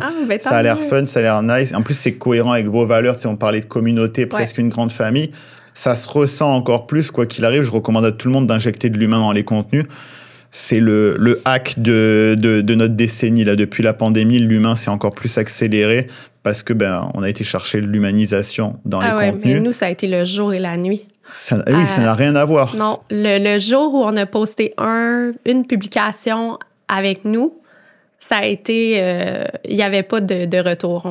On savait qu'on allait continuer parce que nos statistiques sur ces posts-là étaient ailleurs. Ah, ça peut être un rapport de 5, de 10, des fois même de 20. Hier, j'étais en formation et il y avait une des personnes de la formation qui voulait se former aux médias sociaux et qui, elle, était graphiste. Et je lui disais pour la taquiner, peut-être que toi, Laurie, aussi, ça doit te tanner parce que tu vas passer 3 heures sur un visuel et le lendemain, il y a une photo d'équipe et ça va faire 10 fois plus. Exactement. Alors que c'est une photo prise avec un vieux sel. Et ça, c'est vraiment la clé. C'est, oui, il faut faire rayonner son image de marque, mais l'humain au cœur des contenus, c'est la clé. Ça permet aussi à chaque entreprise, on est rendu là de devenir son propre influenceur. On est à cette époque-là où on devient ses propres visages. Donc, j'ai vu que vous le faisiez super bien. Là, je regardais, c'était fun. Il y avait des trends, il y avait des contenus vraiment. Un truc aussi que j'ai trouvé hyper bien, c'est que suite là, aux mesures États-Unis et tout ça, et ça reflétait vraiment vos valeurs. Je me suis dit, ils sont vraiment smart, c'est tellement bien d'avoir présenté aussi de la concurrence, entre guillemets. J'aime pas le mot concurrence parce que ça n'a rien à voir. C'est toujours des entreprises qui sont très différentes, avec des histoires très différentes. Comme là, Distillerie Trois-Lacs, Distillerie Comont. Là, je vois que c'est deux mondes différents. Oui, on est complètement différents, avec tout le monde. Avec deux publics complètement différents. Donc, j'ai trouvé ça vraiment beau, vraiment fort. Et c'est vrai qu'il y en a beaucoup qui n'osent pas se dire, on va juste donner de la valeur. Et là, vous avez donné de la valeur. Vous vous êtes dit, OK, par rapport à ces alternatives américaines, voici les alternatives québécoises ou canadiennes. Et vous l'avez fait spontanément, à des moments, évidemment, intelligemment. Vous avez plug vos produits, c'est évident. Mais vous avez aussi plugué des concurrents. Et encore que vous vous êtes même pas mis dans le premier à citer. Et ça retranscrit vraiment vos valeurs. Je me suis dit, ils sont forts sur ça. Et ça donne encore plus envie. Enfin, moi, j'ai eu le ressenti sur moi-même. Je me suis dit, j'ai encore plus envie d'encourager Comont en bout de ligne. Donc, les contenus là, c'est vrai que n'ayez jamais peur de délivrer de la valeur. S'il y a quelqu'un à côté de vous qui fait quelque chose de très bien aussi, parlez-en. C'est exactement ça. On peut avoir 2 bouteilles chez soi aussi. Hein. C'est OK. Il y en a tellement qui pensent, en plus, tu sais, que entre nous, qui est du grain à la bouteille, et les autres distilleries qui ne sont pas grain à la bouteille, c'est la guerre, pas du tout. Nous, on trouve tellement que tout le monde fait des belles choses. C'est ça. Fait que pourquoi pas tous se pousser vers le haut là, au lieu de tout se tirer vers le bas, finalement. Là. Surtout que ça bénéficie au final à tout le monde parce que rien n'empêche, les gens ne pensent pas en silo. C'est pas parce qu'on va avoir une bouteille de Comont qu'on ne peut pas avoir une bouteille de quelqu'un d'autre. Souvent, c'est même tout le contraire. Au contraire, ça permet de découvrir une autre compagnie, de mixer les plaisirs. Et d'ailleurs, ça me fait penser, parce qu'on ne l'a pas défini, pour les gens qui nous écoutent, tu peux définir ce que c'est du grain à la bouteille. Oui. Parce que ça, c'est vraiment une spécificité en plus. Effectivement. On est très peu au Québec à fabriquer notre alcool à partir de la matière brute, donc ce qu'on appelle, nous, dans notre jargon, du grain à la bouteille. Mais nous, c'est ça. Nous, on dit toujours matière brute parce qu'on achète, oui, du maïs, donc du grain, mais on achète aussi du sirop d'agave, de la mélasse. Donc, c'est vraiment de faire toutes les étapes de la matière brute, la fermentation, la distillation, plutôt que d'acheter de l'alcool qui est déjà neutre. Donc, c'est vraiment les 2 distinctions. C'est pour ça qu'en SAQ, on voit souvent Origine Québec, Préparé Québec, Embouteillé Québec. Origine Québec, c'est fait avec des matières premières qui ont poussé au Québec, qu'on a fermenté, distillé ici. Donc, c'est très bon point, parce que c'est vrai que pour faire la différence, le consommateur, des fois, c'est vrai qu'il n'est peut-être pas éduqué sur tel ou tel sujet. Non, puis c'est tellement compliqué malgré tout. Là, Origine Québec, Préparé Québec, c'est quoi la différence? C'est que la matière, elle vient d'ici, mais c'est pas hyper expliqué partout. Donc, quelle est la différence avec du grain à la bouteille ou quelqu'un qui va acheter son alcool? C'est pareil, c'est le genre de point qu'on a fait avec Signé Caméline, qu'on a reçu, d'expliquer aussi la différence des huiles, que c'est pas juste un ratio de prix, et c'est ce qui justifie aussi le prix. Oui, exact. C'est qu'il y a des huiles qui sont 100% de la même huile, comme des fois on se dit, il y a de l'huile d'olive qui est moins chère. Oui, mais il y a 60% d'huile de canola. Donc, c'est ça.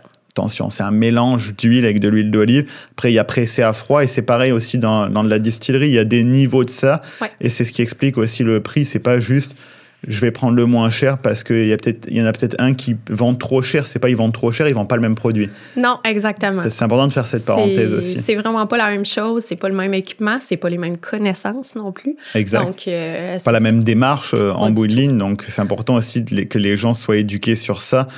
C'est vraiment un truc qu'on retrouve beaucoup dans l'agroalimentaire, où des fois il y en a qui se disent juste c'est les mêmes choses, mais au final quand on se penche sur le truc, pourquoi tel produit est dans telle catégorie, pourquoi lui, parce que c'est deux mondes, c'est deux univers.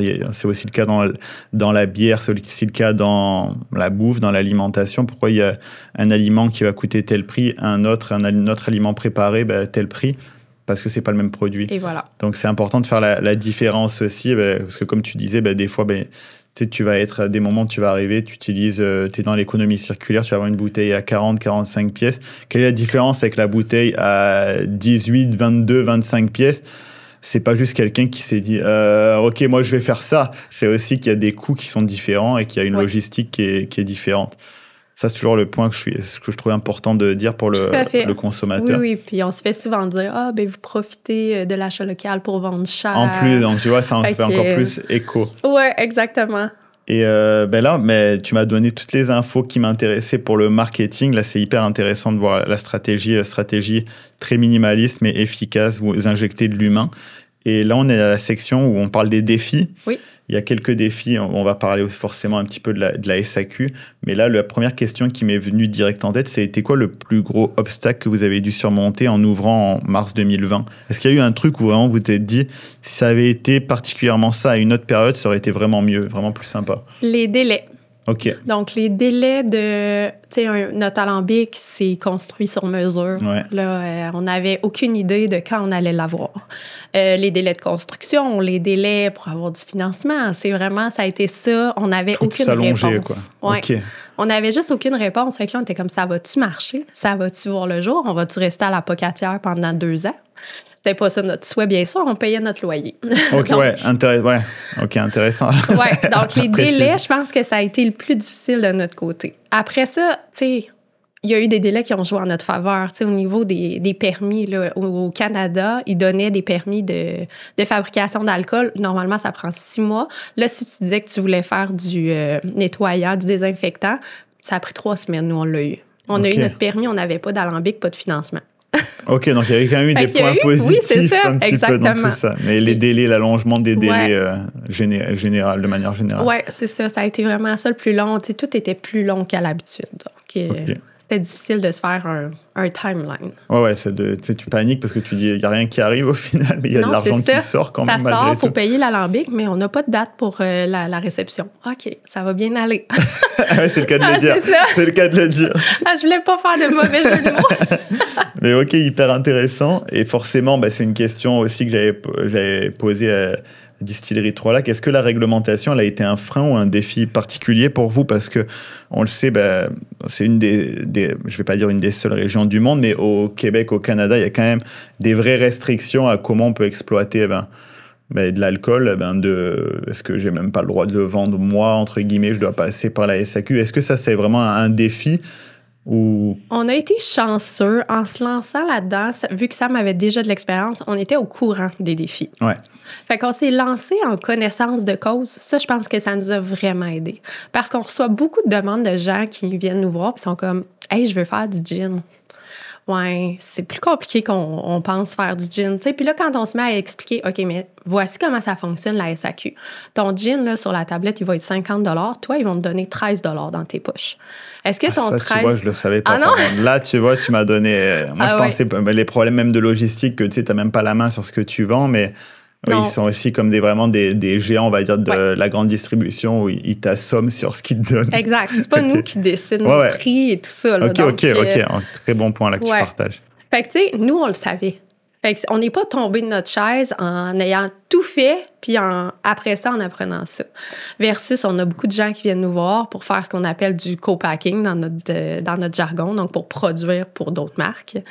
Ah, ben moi, je veux faire un gin. OK, mais là, voici ce que ça implique. Ah, je ferai pas de gin. On a beaucoup de gens qui revirent de bord, tu sais. Ah, OK, ouais, non, finalement, je vais y penser.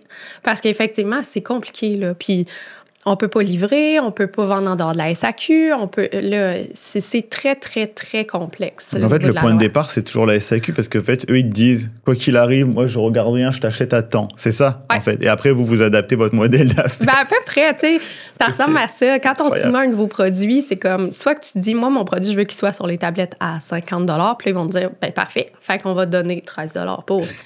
Ou tu dis, ben moi, il faut au moins que j'aille 15 $ dans mes poches. Je vais dire, parfait, fait que ton produit on va sur le la vendre tablette, à 53 ou 52,95. OK. Exactement. Fait que c'est les deux méthodes. Mais tu sais, il n'y a pas de négociation possible ou quoi que ce soit.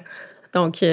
OK. Alors là, tu vois, tu m'as donné un autre élément. Ben, c'est pour ça que c'est toujours intéressant. Les réponses sont jamais les mêmes sur les défis. Même là, à ce niveau, j'avais même appris dans l'épisode avec Distillerie Trois-Lacs que même quand vous faites de l'alcool, vous êtes classé dans catégorie dangereuse. Ouais. Presque au même niveau que les armes, les explosifs et tout ça. Exactement. Ça, c'est aussi c'est intéressant pour les gens qui nous écoutent qu'on reçoit des personnes dangereuses. Oui, on a été vérifié par la gendarmerie royale.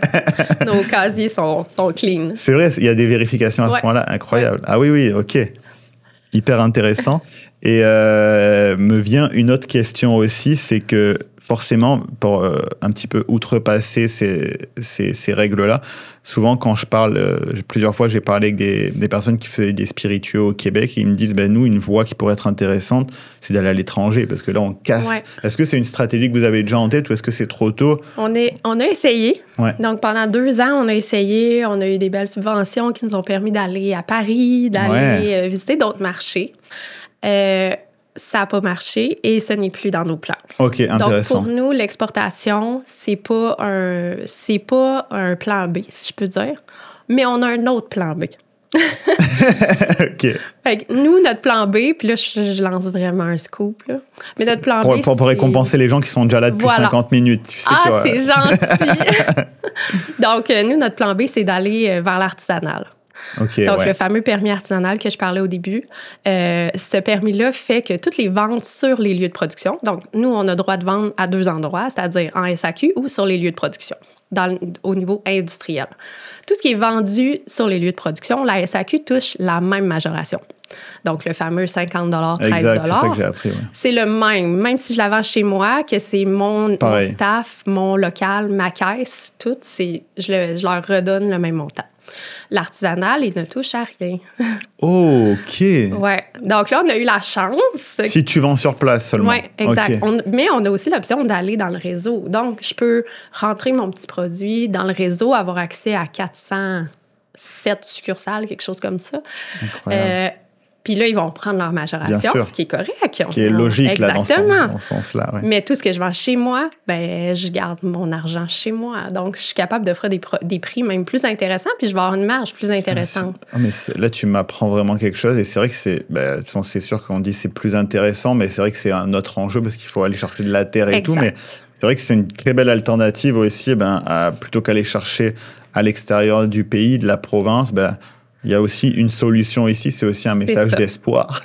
C'est ça. Puis, tu sais, on a été hyper chanceux, puis je pense qu'on a travaillé pour avoir notre chance aussi, là, de trouver une belle terre, bien localisée et tout. Donc, ça fait un petit peu plus qu'1 an qu'on travaille sur ce projet-là. Là. Ça devrait ouvrir printemps 2026. Ah oui, donc c'est une vraie exclue, là. Oui. Bravo, en tout cas, parce que c'est vrai que pour vous, ça peut tout changer. Et à la fois, c'est une étape aussi, même dans l'art de la distillerie, de passer cette étape-là. Exact. Vous contrôlez déjà toutes les étapes, mais là, c'est vraiment, vous contrôlez même l'intrant que ça va être là. Oui, exactement. On plante nos pommiers dans 1 mois. Incroyable. OK, félicitations. Merci. Là, tu m'as vraiment appris. Donc, tu as sûrement aussi appris énormément de choses aux gens qui nous regardent et qui nous écoutent. Et là, j'ai une question classique quand c'est entre amis, en couple. Est-ce que c'est facile de concilier vie pro et vie perso? J'aurais pas fait ce move-là si ça faisait 2 ans qu'on était en couple, mais on est un vieux couple. Oui, parce que ça abîme. C'est vrai que souvent, de l'extérieur, on se dit c'est idyllique, mais ça abîme, hein, qu'on le veuille ou non, c'est normal. C'est challengeant. Ouais. Je pense que nous, on fait une belle équipe, Sam et moi, parce qu'on a chacun nos forces qui sont complémentaires. Puis on a tout de suite mis au clair que, tu sais, oui, on a chacun nos départements. On n'est pas là pour outrepasser l'autre, mais on est là pour se challenger. Donc, je pense qu'on a bien compris notre place à chacun. On fait une bonne équipe. Est-ce que le soir, c'est facile de couper? Ah non. Évidemment. Ça, c'est la vraie réponse honnête. Non, ça coupe jamais. Pardon. Tes souhaits. Un entrepreneur, une entrepreneure, ça coupe jamais. C'est la réalité. Ça coupe jamais. Non, c'est difficile. Je dis souvent qu'on a 2 sujets de discussion, notre job ou notre chien.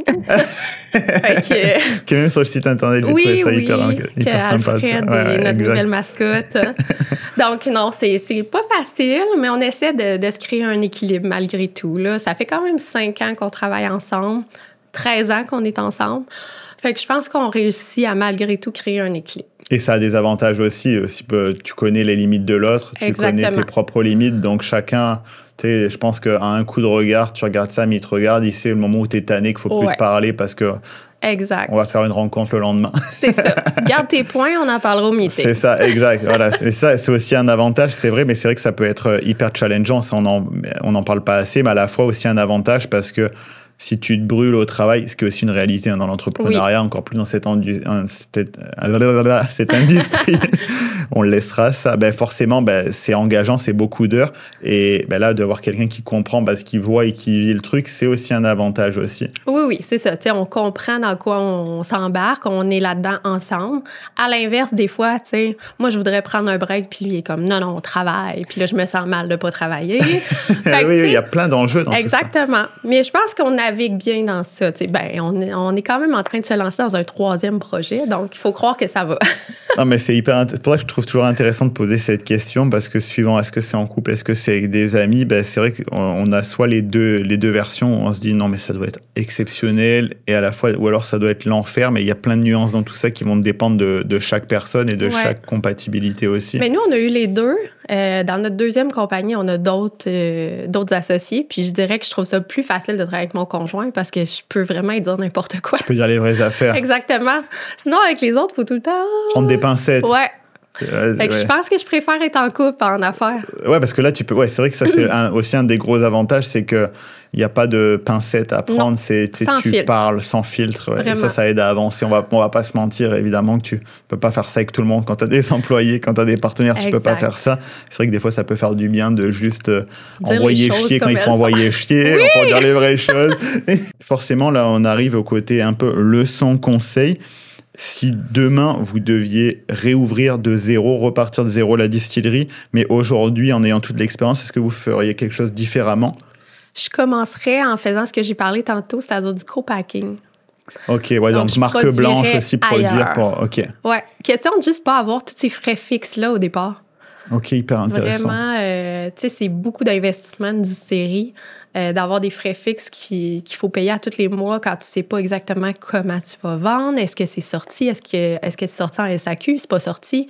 Ça marche pas? Ça existe aussi? Ça arrive là, que ça marche pas? Bien sûr, tu testerais le marché en co-packing. Ouais. Moi, je pense que j'irais chez quelqu'un, produire mes spiritueux puis m'occuper de mon marketing. OK, hyper intéressant. C'est ce que je ferais au début. Super. Après ça, probablement que je voudrais être chez nous puis avoir mes affaires. Bien sûr, non mais évidemment.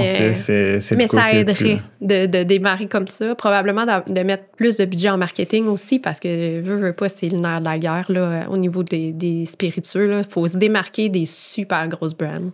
C'est clair. Donc, même de manière générale, on se dit souvent...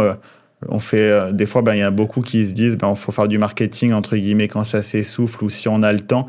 Mais c'est vrai que c'est une énorme portion et suivant les industries, ça représente même 70% des efforts, 70% de marketing et 30% de on fait concrètement la chose, voire même bien plus. À des moments, le marketing est beaucoup plus déterminant, c'est fou de dire ça, que les efforts qu'on met pour faire le produit, même si le produit, évidemment, il doit avoir beaucoup d'efforts là-dedans, mais il faut que ça tourne. Et comme je dis, c'est pas pour rien qu'il y a même Coca-Cola, je crois que chaque année, des fois, c'est plusieurs milliards de dollars, alors que dans les faits, on pourrait se dire, mais tout le monde connaît, ça ne sert à rien de faire de budget, mais c'est vraiment... Il faut toujours rester top of mind, il faut toujours se distinguer des autres. On n'a pas le choix. 100%. Donc, hyper intéressant d'avoir ce retour-là. Et j'ai une autre question dans cette catégorie, c'est où vous voyez comment dans 5 ou 10 ans? Quelle question? Oui, dans notre tête, tu sais, comment on continue, même si on a notre projet artisanal, là, comment on reste en SAQ, mais on voit comment se diriger peut-être un petit peu plus vers les produits, nos plus gros vendeurs, ça restera toujours nos produits aromatisés. Donc, de se détacher, pas de la qualité, mais du côté niché de nos produits. On se rend compte qu'on a beau mettre tout notre amour dans un spiritueux d'agave vieilli, c'est pas ça que le client recherche, malheureusement. Donc, nous, c'est ça notre passion, c'est ça qu'on veut faire. C'est pas... je veux pas dire que c'est pas faire du spiritueux d'agave à la noix de coco, parce que oui, on le fait avec passion pareil, puis on le fait selon nos valeurs. Mais malheureusement, tu sais, c'est pas notre beau petit spiritueux d'agave vieilli en fût qui est notre plus gros vendeur. Fait que comment on va tranquillement se diriger vers des produits un petit peu plus grand public, je dirais, mais toujours dans la qualité. On va toujours continuer à produire selon nos valeurs. Mais c'est hyper intéressant et tellement logique ce que tu dis. C'est vrai que des fois, on se dit, parce que vous êtes des puristes, vous êtes mis là-dedans et vous êtes dit, si je vais faire le produit pour vraiment les puristes. Et c'est vrai qu'au final, on se rend compte que c'est tellement une petite brèche du marché que tu dis, non, mais ça, c'est juste, à la limite, c'est de la passion. Enfin, c'est de la passion. Ça. Évidemment que tu le fais pour tes valeurs aussi, mais nous, on s'est un peu dit, OK, là, ça fait 5 ans qu'on fait vivre notre passion et qu'on ne vit pas de notre passion. Fait qu'on s'est dit, là, faut se rendre à la réalité. Il faut se rendre... voyons, j'ai à la pas réalité du terrain, mais... c'est ça, oui. C'est exact. Ça. Il faut se rendre à l'évidence que, à un moment donné, business is business. Là. Puis si on veut que comment on continue dans le temps, il faut faire des changements. Nous, on s'est dit, OK, comment on peut faire ça? C'est notre manière qu'on a trouvée. Oui, on va faire des produits grand public selon nos valeurs. Fait que notre spiritueux d'agave à la noix de coco, on fait macérer de la noix de coco à l'intérieur, tu sais. Fait qu'on continue à travailler avec des vraies choses, mais faire des produits plus grand public. Non, mais c'est hyper cohérent et c'est vrai que ça s'applique à plein d'industries où des fois, on est tellement dedans qu'on se dit, moi, je suis un puriste, je veux vraiment faire ça pour les puristes et au final, tu réalises qu'il y a tellement une toute petite proportion que tu te dis, c'est, au final, le marché, c'est pas ça aussi et tu sais, c'est cohérent et on le voit d'ailleurs même sur... si on le transpose aux grandes tables gastronomiques, aux grands chefs. Moi, j'ai en tête aussi les grands chefs étoilés français où j'ai regardé beaucoup d'entrevues et ils disent chaque fois, mais on perd de l'argent avec notre restaurant gastronomique. C'est notre façade pour montrer qu'on est vraiment dans l'exigence, mais ils vont gagner leur vie après parce qu'ils vont ouvrir un resto, je vais aller à l'extrême, un resto de burger, mais où ils vont mettre une touche gastronomique et leurs valeurs et leur expérience. Et là, ça va cartonner, mais c'est vrai que dès que tu travailles pour les puristes, c'est vrai qu'on va pas se mentir, ça a un autre rôle. Comme là, ça a installé comment dans le goût de bien faire les choses et qu'après, c'est normal de vouloir ouvrir au grand public parce que la réalité, c'est comme ils disaient les grands chefs, si on vivait que de ça, nous, limite, avoir un restaurant gastronomique, ça nous permet après d'aller chercher du prestige, limite après de faire du média, de la télé ou autre, mais la plupart, pas tous évidemment, mais il y en a beaucoup qui sont déficitaires. Alors on se dirait, non mais c'est les plus grandes tables et ils vendent le menu 1000 pièces et ils doivent forcément brasser énormément de cash. Mais non, parce qu'il y a plein de contraintes avec les étoiles Michelin, il faut changer la vaisselle tous les 3 mois. Il faut faire ci, il faut faire ça. Le staff, oui, parce qu'il faut plus de staff. Voilà, vu que vous faites les choses bien, donc de manière beaucoup plus poussée. Donc forcément, il y a des étapes que d'autres n'ont pas. Donc je trouve que c'est pas se trahir d'affirmer, d'avouer aussi on a voulu tellement partir loin qu'on a encore mieux appris entre guillemets notre métier et maintenant on veut intégrer notre expérience dans le grand public. Au contraire, c'est encore plus louable et très très cohérent. Oui, puis tu sais, on a aussi notre projet artisanal qui va nous permettre de garder ces produits nichés-là. Bien sûr, complètement. Donc, les gens qui, eux, aimaient le spiritueux d'agave vieilli, ils pourront retrouver pas un spiritueux d'agave, bien sûr, parce qu'on ne poussera pas de l'agave, mais ils vont pouvoir retrouver le petit côté travaillé, exactement, qualité, vieillissement, baril, tout ça, directement chez nous. Tu sais. Donc, 100%. C'est pour ça qu'on se permet de le faire, parce qu'on est capable de continuer à faire nos petits produits nichés. Bien sûr, hyper intéressant. Là, on arrive à la séquence entrée, plat, dessert. Donc, comme je t'avais dit, c'est un peu plus spicy entre guillemets. Il y a 3 questions, entrée, plat, dessert. La première, l'entrée, c'est quelle est l'erreur qui vous a fait perdre le plus d'argent à date? Tu peux ne pas le dire, évidemment, mais je peux le dire. C'est des moments, on fait une grosse connerie où on se dit, non, mais pourquoi j'ai fait ça, tu sais, avec du recul? Oui,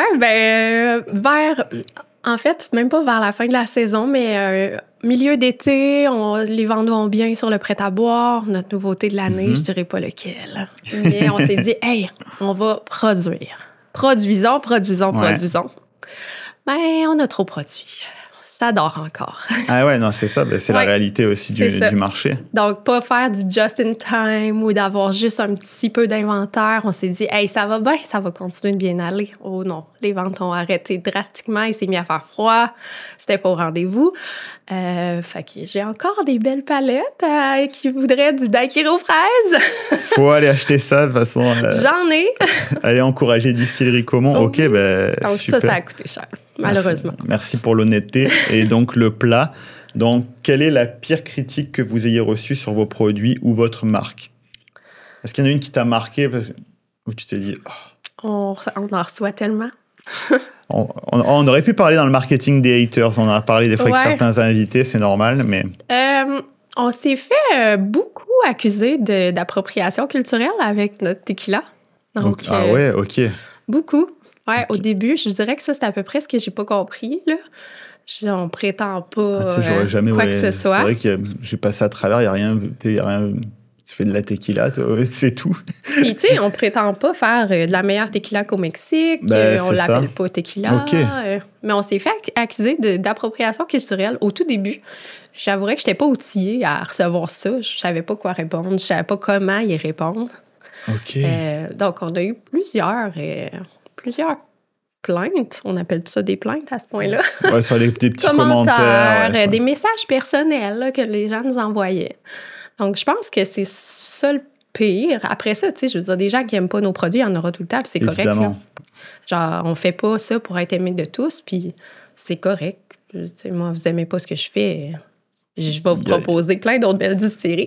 Non, mais c'est un bon point. C'est vrai qu'on n'en a pas parlé dans les médias sociaux, mais petite parenthèse, c'est vrai que les haters, c'est tout à fait sain et normal d'avoir des haters. Au plus, on grossit. Il ne faut pas en avoir peur dans le sens où si on n'en a pas aussi, c'est ce qui arrive aussi dans certains cas, mais c'est quand on a un avis sur un sujet, on a des gens qui aiment, on a des gens qui n'aiment pas. C'est le cas dans la vraie vie, c'est juste que dans la vraie vie, c'est plus compliqué d'aller voir la personne en face et de lui dire « toi, je t'aime pas », alors que sur les médias sociaux, c'est facile de « je vous aime pas ».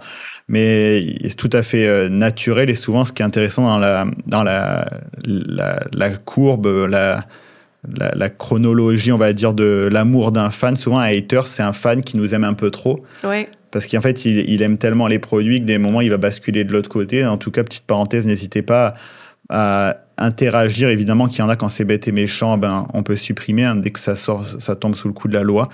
Moi, ce qui m'arrive aussi, des moments, on reçoit des mauvais commentaires, des insultes personnelles, c'est ça de s'exposer aussi. Mais de ne pas avoir peur de ça et de ne pas se dire, est-ce que je fais quelque chose de mal? Là, effectivement, il y a eu une incompréhension vis-à-vis de l'appropriation culturelle. C'est de répondre, de remettre les choses dans leur contexte, mais en tout cas, c'est pas quelque chose de bizarre, entre guillemets, d'avoir des haters, c'est même assez normal. Ah oui, on en a tous les jours, tu sais. Puis je dirais peut-être aussi, en y réfléchissant, une autre chose, c'est aussi de se faire accuser de profiter de l'achat local, là, j'en parlais tantôt, tu sais. C'est fou ça, OK, j'aurais pas imaginé ça. On se fait beaucoup accuser de ça, tu sais, quand on vend notre gin à 50 $, quand c'est le même prix qu'un autre, tu sais, qui va pas faire de la matière brute à la bouteille aussi. Parce que les gens, ils connaissent pas le revers de la médaille de « OK, finalement, ils ont juste 13 $ pour leur gin, tu sais. » Fait que là, qu'est-ce que tu dis? Profiter de l'achat local? Non. Tu sais, on sait pas trop quoi répondre à ça. Fait que ça, je dirais, c'est comme les deux plus difficiles que j'ai eu à dealer, là. Mais et tu vois, c'est aussi le propos de ce balado, c'est de creuser les coulisses et de dire les vraies affaires, parce que la plupart des gens, enfin, le grand public, c'est vrai qu'il n'est pas éduqué sur chaque sujet. Non, c'est ça. Et c'est vrai qu'il y a des gens, malheureusement, ils disent des trucs sans rien savoir. C'est le propos d'Internet ça, aussi. Et toi, c'est vrai que ça blesse, ça te touche. Tu te dis, non, mais les gens, s'ils connaissaient ma réalité, hier, j'étais en boule dans la distillerie en train de pleurer parce que c'est aussi la réalité aussi qu'on veut mettre en avant. Les gens pensent que peut-être qu'ils pensent que vous vous gavez, que là, vous recevez des mallettes de cash à chaque jour en profitant de l'achat local. Ouais. C'est ça qui est intéressant de démystifier tout ça parce que les gens ne réalisent pas, on n'en a pas parlé, mais on est presque sur des investissements d'1 million $ pour une distillerie. Quand j'ai scanné un petit peu tout ça, je pense que c'est ce que disait Sam dans une entrevue, on est presque 700-800 000. Ouais. Les gens ne réalisent pas, c'est pas demain, on part une distillerie avec 15 $ en poche et c'est que du cash. C'est avant tout, les premières années, c'est alimenter les créanciers, les gens qui ont doit de l'argent. Et donc, c'est pas tout beau, tout rose. Et que même si ça avait été le cas que vous faites les choses bien et que vous gagnez de l'argent, c'est encore plus à valoriser. Moi, je suis contre ce côté de idolâtrer aussi, de devoir se cacher de si ça fonctionne, ça fonctionne. Et bravo, au contraire, il faut que ça se passe ici au Québec. C'est pour ça qu'on fait ça aussi, là. Tu sais, vous vous battez, là, vous avez créé une distillerie au Québec pour un marché où vous voulez vraiment produire ici. Il y a de la création de richesse, ça contribue à cette belle industrie qui est l'agroalimentaire au Québec. Sinon, après, on va se retrouver à devoir aller acheter ailleurs et après, on va pleurer, mais chaque dollar, il ne faut jamais oublier que chaque dollar qui est injecté dans l'économie locale, il revient en bout de ligne dans l'économie locale. Ouais. Donc ça, c'est la petite parenthèse. C'est pour ça que je pose vraiment des questions vraiment précises sur ça pour que le grand public, moi aussi, j'aurais gagné si à la fin de l'épisode, il y a quelqu'un qui se dit Ah ben, tu vois, moi, je pensais que... Je savais pas ça, tu vois. Comme là, tu m'as appris le $13 vers $650, par exemple. Quand on ne sait pas les revers de la médaille, ben, les gens se disent que tout est facile et que forcément, ben, on ne va pas pleurer devant les médias sociaux. C'est dur. Donc, tu souris, tu es content, tu emmènes de l'énergie, mais chaque entrepreneur, ben, il a ses réalités, il a ses défis. Hein. C'est petite parenthèse que je trouve intéressante. Ok, ben, je ne pensais pas que tu allais me parler d'appropriation culturelle et tout ça. Il y a aussi Floem là, qui faisait des tisanes qui m'avait dit ça parce qu'avant, ils avaient eu un autre nom qui était basé justement sur tout ce qui est le milieu autochtone aussi. Ouais. Donc, ils avaient eu un gros bad buzz par rapport à ça. Donc, ils avaient dû changer par rapport à ça. Oh, mon Dieu. Alors qu'elle, à la base, elle avait choisi ça. Ils avaient choisi ça pour faire un hommage. Ouais. Pour rendre au peuple autochtone. Et ça a joué contre eux parce qu'ils étaient passés... Est-ce que c'était au Dragon qu'ils étaient passés, je pense? Ouais, oui, ils avaient eu un gros bad buzz par rapport à ça. Et même moi, je me suis dit, c'est vrai que des fois, le bruit, on va dire général, peut faire du mal, alors que tu sais, toi, tu penses pas à mal, quoi. Non, évidemment c'est ça, tu veux bien faire. Tu veux bien faire. Et c'est juste ça, il a eu une influence, il a vécu au Mexique. Est-ce qu'il a le droit aussi de faire ça? Faut aussi justement profiter de ces mix qu'il peut y avoir comme... moi, ça me fait rire aussi quand je vais au Mexique, que je vois des gens qui vendent de la poutine. Exactement. C'est ça la richesse du monde aussi, c'est de voir tout plein de choses. Mais ok, hyper intéressant. Et le dessert, c'est la même question chaque fois pour tous les invités. Si tu pouvais voler une idée marketing à une autre marque, le marketing entier ou juste une chose, lequel ce serait par exemple? Chef Oli qu'on a reçu, il a dit moi je volerais le marketing de Ricardo qui doit être derrière moi. Bah oui. Il a dit pour moi ce serait ça. Distillerie Trois-Lacs par exemple, il a dit moi Boréal, j'aime bien ce qu'ils font. Mm-hmm. Donc chaque fois quelqu'un va chercher un élément. Est-ce que toi il y a une marque là qui t'inspire ou au niveau marketing tu te dis waouh, que ce soit au Québec ou dans le monde entier? C'est ça j'allais dire, on dirait que là tu sais top of mind, c'est pas une marque québécoise mais j'aime beaucoup ce que Amas Botanique fait. Ah je connais pas. C'est une compagnie de... C'est pas des spiritueux parce qu'il n'y a pas d'alcool, mais c'est tout comme. Donc, des spiritueux sans alcool, mais tout est beau, tout est bien fait. Au niveau plus de l'image de marque, comment ils communiquent tout? Tout. Le produit en soi, okay. c'est bien travaillé, c'est bien fait. Comment qu'ils communiquent, leurs réseaux sociaux, on dirait que c'est super gros là, comme compagnie, mais on dirait qu'ils sont hyper accessibles, tu sais. OK, hyper intéressant. Amas, comment ça s'appelle? Amas Botanique? Amas Botanique. OK, ouais, parfait. J'ai regardé ça par curiosité. Oui, parce que là, j'essaie de penser vite québécois, là, mais on... Non, mais c'est correct. Hein, c'est vraiment, par exemple, Caron et Frères qu'on a reçu et il m'avait parlé d'un packaging d'un café aux Pays-Bas, tu vois, par exemple. Tu vois, parce qu'à des moments, on va avoir en tête dans notre industrie, évidemment, qu'on fait notre veille pas juste au Québec. Ah non, c'est ça. La réalité dans le marketing, c'est qu'on regarde beaucoup les États-Unis. On a aussi un regard sur l'Europe, suivant les industries, éventuellement dans les distilleries où... c'est un art qui est beaucoup plus développé depuis longtemps là-bas. Oui, tout à fait. Donc, c'est tout à fait correct d'avoir d'autres influences. Mais super, là, on arrive à la fin de cet épisode. Est-ce que tu as quelque chose que tu veux partager là, pour terminer l'épisode? Qu'est-ce que tu as envie de partager au monde? Qu'est-ce que j'ai envie de partager? Évidemment, déjà d'aller découvrir comment. C'est ça, découvrir nos produits qui sont disponibles en SAQ. J'ai déjà donné plein de scoops en plus. Là, donc, c'est incroyable, ouais. Donc, de venir nous voir, de venir nous visiter sur la route des vins, on a la chance d'être bien situés. Donc, un petit week-end sur la route des vins, c'est magnifique. Il y a plein de beaux vignobles, des belles brasseries aussi. Donc, je pense que ça vaut le détour. Et s'il y a un produit, quelqu'un qui n'a jamais essayé de distillerie, comment qui devait essayer un seul produit? C'est très dur, mais... C'est très dur. Un produit amateur de gin traditionnel, je pense que notre gin, donc il s'appelle juste gin, pas lui à la framboise noire, je pense que c'est un gin qui gagne à être connu. OK, super. Qui est très bon, herbacé avec une finale poivrée. C'est un beau travail de Sam, ça. Et sinon, plus grand public, je pense que ça va être intéressant de découvrir notre Ranch Water, qui est très peu connu encore, qui est notre seltzer à base de spiritueux d'agave sans sucre, donc cactus, concombre et menthe. Incroyable. Donc, je pense que ça gagne à être connu. Puis sinon, on prépare d'ici une dizaine de jours le lancement de notre nouveau prêt-à-boire. Donc ça, je pense que ça va faire du bruit. Surtout qu'au moment où l'épisode sortira, il sera déjà sorti. Ah ben voilà! Ouais. Donc c'est parfait. Espérons que ça fera le bruit que j'ose espérer. Est-ce que tu veux le partager, sachant qu'il sort dans quelques semaines? Donc là, il n'y a pas de... Dans le fond, on sort un nouveau Paloma, donc version 2.0, Paloma Blanco, avec des nouveaux agrumes, pardon. À date, c'est le préféré de l'équipe. OK. Je pense que ça va faire mal. Allez vous procurer ça au moment où ça sort. Là, c'est sûrement déjà disponible. Oui, ça devrait l'être. Trop bien. Parfait. Merci beaucoup, Vanessa. C'était un vrai plaisir. Merci à vous qui avez regardé, écouté cet épisode jusqu'à la fin.